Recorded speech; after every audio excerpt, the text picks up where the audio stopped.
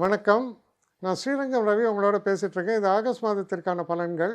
இப்போது இந்த முறையிலேருந்து நான் சொல்லும்போது 2 பகுதிகளாக சொல்கிறேன். அதாவது முதல்ல 1ஆம் தேதியிலேருந்து 15ஆம் தேதி வரைக்கும், 15ஆம் தேதியிலேருந்து 31ஆம் தேதி வரைக்கும் அடுத்த பகுதி. இது ஒரே எபிசோடில் தான் சொல்கிறேன். இதில் எதுக்காக அப்படி பிரித்து சொல்கிறேன்னா, சில முக்கிய நிகழ்வுகள் பார்த்தோன்னா சூரியன் எப்போவுமே 15ஆம் தேதியோ 16ஆம் தேதியோ உங்களுக்கு அடுத்த ராசிக்கு மாறுவார். அப்போ மாதம் மாறுகிறது, தமிழ் மாதம் மாறுகிறது. அப்போ பலன்கள் நிறையா வித்தியாசப்படுறது. அப்போ நான் இந்த பலன்களை ஒரே மாதிரி சொல்லும்போது உங்களுக்கு அது புரியாது. அதனால தான் நான் முதல்ல கொஞ்சம் விளக்கமாக தெரியணுங்கிறதுக்காக தான் 1 முதல் 15 வரை முதல் பாட்டும், 15லேருந்து 30ஆம் தேதி வரைக்கும் அடுத்த பாட்டுமா நீங்கள் நினச்சிக்கலாம். மிதுன ராசி. மிதுன ராசி நேயர்களை பொறுத்த வரைக்கும் இந்த ஆகஸ்ட் மாதம் முதல் பகுதி கிட்டத்தட்ட 15 தேதி வரைக்கும் எப்படி இருக்குன்னு பார்க்கலாம்.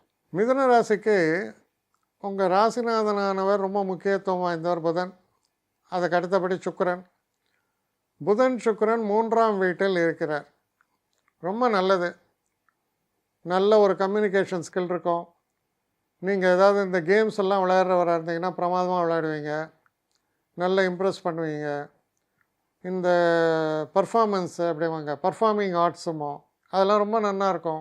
இசைக்கலைஞர்களுக்கு ரொம்ப நல்லாயிருக்கும். ரொம்ப ஒரு சந்தோஷத்தை தரக்கூடிய அளவுக்கு நன்மைகள் அப்படி சொல்லலாம். 12ஆம் வீட்டில் இருக்கக்கூடிய குருவும் செவ்வாயும் தொடர்ந்து இந்த மாதம் முழுக்க 12ஆம் வீட்டில் தான் இருக்காங்க. அப்போது 12ல் குரு இருந்தால் முக்கியமான ஒரு விஷயம் என்னென்னா, கொஞ்சம் நிம்மதியாக தூங்க முடியும். செலவுகள் சுப செலவுகளாக இருக்கும். அப்போ சுப செலவுகள்னு சொல்லும்போது எதெல்லாம் சொல்லலாம்? படிப்புக்காக, இப்போ உங்கள் பையனுடைய படிப்புக்காக நீங்கள் செலவு பண்ணலாம். இல்லை நான் ஒரு வீடு புக் பண்ணியிருக்கேன், அந்த வீட்டுக்காக முதல்ல கொடுக்க போகிறேன் இந்த இனிஷியல் பேமெண்ட்டு, அது போல் ஒரு தன்மை. இதெல்லாம் சொல்கிறது 12ஆம் வீட்டில் இருக்கக்கூடிய குருவும் செவ்வாயும். இந்த குரு முக்கியமாக பார்த்திங்கன்னா 6ஆம் வீட்டை பார்க்குறார், 8ஆம் வீட்டை பார்க்குறார். அப்போது ஹெல்த்தில் கண்டிப்பாக முன்னேற்றங்கள் ஏற்படும். செலவுகள் இருக்க அது ஈடுகற்ற வரவுகள் உண்டானா, வரவுகள் உண்டு. வரவுகள் உண்டு அப்படின்னா அது லாபமாக வரும்னு நம்ம சொல்ல முடியாது. அது கடனாக வரலாம். ஆனால் கடன்னா ரீசனபிள் கடன். ஏன்னா குருன்னா ஒரு பேங்க்கில் ஒரு ரீசனபிள் வட்டியில் நீங்கள் வாங்கக்கூடிய பர்சனல் லோனாக இருக்கலாம், அந்த மாதிரி இருக்கலாம். தயவு செஞ்சு போய் கந்து வட்டிகிட்ட வாங்கிட்டு நான் சமாளிச்சிட்டேன்னு சொல்லாதீங்க. ஏன்னா பின்னாடி அவன் உங்களை சமாளிப்பான். இதெல்லாம் தேவையில்லாதது. எப்போவுமே ரீசனபிளாக நடக்கிறது தான் நம்ம பார்க்கணும். நம்ம ரொம்ப ஆம்பிஷியஸாக கந்து வட்டியெல்லாம் வாங்கிட்டு தான் பல பேர் துன்பப்படுறாங்க. அதில் எப்போவுமே நான் அதை வார்ன் பண்ணுவேன், ரொம்ப ஜாக்கிரதையாக இருக்கேன். இந்த சூரியனானவர் 2ஆம் வீட்டில் இருக்கார். அப்போ பேசும்போது எப்படி பேசுவீங்கன்னா, நீங்கள் ரொம்ப சாந்தமாக பேசணும்னு தான் நினைப்பீங்க. ஆனால் நீங்கள் பேசுகிறது உண்மை இருக்கும், பட்டவர்த்தனமாக இருக்கும். இவர் என்ன பட்டு பட்டுன்னு பேசுகிறாரு அப்படின்னு ஒரு பார்க்குறவங்க, ஏன்னா மழுப்பி சுகர் கோட்டடாக பேசி நிறைய பேருக்கு பழக்கமாக இருக்கும். ஆனால் நீங்கள் முடியாது, உண்டு இல்லை, அந்த மாதிரி உங்களுடைய பேச்சின் துணி வெளிப்படும். அல்லது எந்த தப்பும் இல்லை. ஆனால் பேச்சில் கொஞ்சம் நிதானத்தை கடைப்பிடிங்க. ஏன்னா அந்த கோபத்தில் அந்த படத்தில் வர மாதிரி எழுந்து போட முண்டங்களான்னு 2 வார்த்தை பேசுகிறேன்னு பேசுகிறாரு. ஏன்னா அந்த அளவுக்கு நம்ம பேசுகிறதுக்கு சூரியனுக்கு அந்த வேகத்தை கொடுப்பார். அதனால் அதில் கொஞ்சம் கேர்ஃபுல்லாக இருங்க. 4ஆம் இடத்தில் கேது. வீட்டுக்கு போனீங்கன்னா நிம்மதியாக இருப்பீங்க, நல்ல உறக்கம் உண்டு, அதுக்கெல்லாம் நல்லா தான் இருக்குது. 9ஆம் வீட்டில் சனி. 9ஆம் வீட்டில் சனி இருக்காருன்னா புத்திர பாக்கியங்கள் எதிர்பார்த்துருந்தீங்கன்னா அது நடக்கும். குழந்தைகள் அவங்களுடைய கடமையை செவ்வனே செய்வார்கள். எல்லாமே ரொட்டீன் ஃபேக்டர் நல்லபடியாக நடக்கும். அதே போல் 10ஆம் வீட்டில் இருக்கக்கூடிய ராகு மிக சிறப்புகளை செய்வார் உங்கள் தொழிலில். வெளிநாட்டு கம்பெனியில் இருக்கீங்க, இல்லை வெளிநாடு போகணும்னு நினைக்கிறீங்கன்னா அதுக்கான வாய்ப்புகள் நிச்சயமாக கூடி வரக்கூடிய காலம். அதாவது அதோடைய பேஸ் இதை வேலைக்கு பண்ணலாம். ஒரு விசா, இந்த மாதிரி இந்த papers processing of the papers சொல்லுவாங்க, அதெல்லாம் நடக்கிறதுக்கு ஒரு நல்ல காலமாக தான் இது அமையும். அதனால் மனசில் உற்சாகமும் தன்னம்பிக்கையும் இருக்கக்கூடிய காலம். முக்கியமாக நீங்கள் கவனத்தில் கொள்ள வேண்டிய ஒரு விஷயம் அப்படின்னா, கடன் வாங்கும்போது சில பண தேவைகள் ஏற்படுறது தான். அப்போ அதில் சற்று நிதானத்தை கடைபிடிங்கள். வேறு எதுவும் உங்களுக்கு அட்வைஸ் இல்லை. ஹெல்த்து நல்லா இருக்குது, எல்லா விஷயமும் நல்லா இருக்குது. ஸோ அதை மட்டும் நீங்கள் பண்ணிங்கன்னா நல்லா தான் இருக்கும். இப்பொழுது 2ஆம் பகுதிக்கு வருவோம். இந்த 2ஆம் பகுதியில் பார்த்தீங்கன்னா 2 மாற்றங்கள். ஒன்று வந்து 17ஆம் தேதி அன்னைக்கு மாதப்பெயர்ச்சி. அதாவது என்ன, சூரியன் சிம்மத்தில் வர்றார். ஸோ சூரியன் 3ஆம் வீட்டில் வருகிறார் 2ஆம் வீட்டிலிருந்து.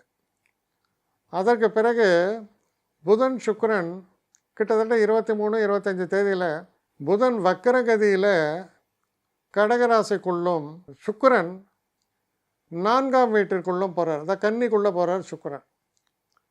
இந்த பெயர்ச்சிகள் ஏற்படுறது.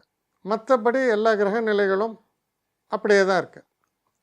அப்போ இந்த காலகட்டத்தில் முக்கியமாக நீங்கள் என்ன புரிஞ்சுக்கலான்னா, புதன் 2ஆம் வீட்டிற்கு வருவது படிக்கக்கூடிய மாணவர்களுக்கு நல்ல செய்திகள் வந்து சேரும், நன்மைகள் ஏற்படும், மனசில் சந்தோஷம் ஏற்படும், கோபம், இயலாமை இதெல்லாம் உங்களை விட்டு விலகும் இந்த 17 தேதிக்கு அப்புறம்.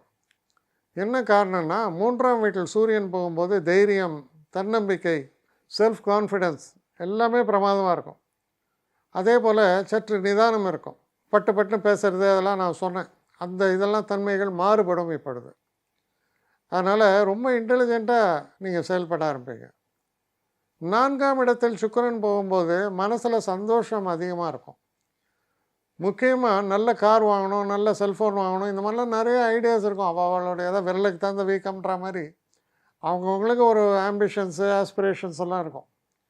இந்த ஆம்பிஷன்ஸு, இந்த ஆஸ்பிரேஷன்ஸ் எல்லாம் நடக்கக்கூடியதுக்கான ஒரு வழி பிறக்கக்கூடிய காலமாக இது அமையும். அதனால் மிதுன ராசிக்காரர்களை பொறுத்த வரையில் 2ஆம் பகுதி முதல் பகுதியை விட இன்னும் சால சிறந்ததாக அமைகிறது. திருமணம் நிச்சயிக்கப்படுவதெல்லாம் நல்லபடியாக நடக்கும். ஏன்னா குரு சுக்கிரனை பார்க்கிறார் 15 தேதிக்கு மேலே. அதாவது ஆவணி மாதம் சொல்கிறோம், அது சுபத்திற்கான மாதம். அப்போது பல நல்ல விஷயங்கள்லாம் நடக்கக்கூடிய மாதமாக உங்களை பொறுத்தவரையில் இது நடக்கிறது. அதனால் சந்தோஷத்துக்கு குறைவில்லை. 17 தேதி வரைக்கும் நல்ல சந்தோஷம்தான். அதுக்கு மேலே இன்னும் அதிகமாக சந்தோஷம். இவ்வளோதான். ஸோ ரொம்ப நல்ல மாதமாக உங்களை பொறுத்த வரைக்கும் இது விளங்குகிறது. என்னை காண்டாக்ட் பண்ணணும்னு நிறைய பேர் நினைக்கிறீங்க. தயவு செஞ்சு என்னை காண்டாக்ட் பண்ணுறதுக்கு ஒரு மெயில் அனுப்புங்க. srirangamravi1@gmail.com. இது ஸ்க்ரீனில் பார்க்கலாம், இது அப்பியர் ஆகும். இந்த மெயிலுக்கு எனக்கு அனுப்புங்க. எனக்கு நிறைய பேர் அனுப்புகிறீங்க. நான் ஒருத்தன் தான் அதை பார்க்குறேன், செய்கிறேன். ஏன்னா இது வேகமாக செய்யலாம் முடியாது. ஒரு நாளைக்கு ஒரு 3 பேர் பார்ப்போம், 4 பேர் பார்க்குறோம்.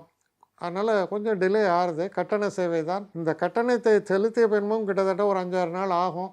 சில பேர் நினைக்கலாம் கட்டணத்தை செலுத்தின உடனே அடுத்த நாளே பார்க்கணுன்ட்டு. அப்படி என்னால் முடியல. கொஞ்சம் பொறுமையும் நிதானமும் தேவையும் இருப்பவர்கள் நிச்சயமாக காண்டாக்ட் பண்ணுங்கள். என்னுடைய பெஸ்ட்டு சர்வீஸு உங்களுக்கு கண்டிப்பாக உண்டு. வணக்கம்.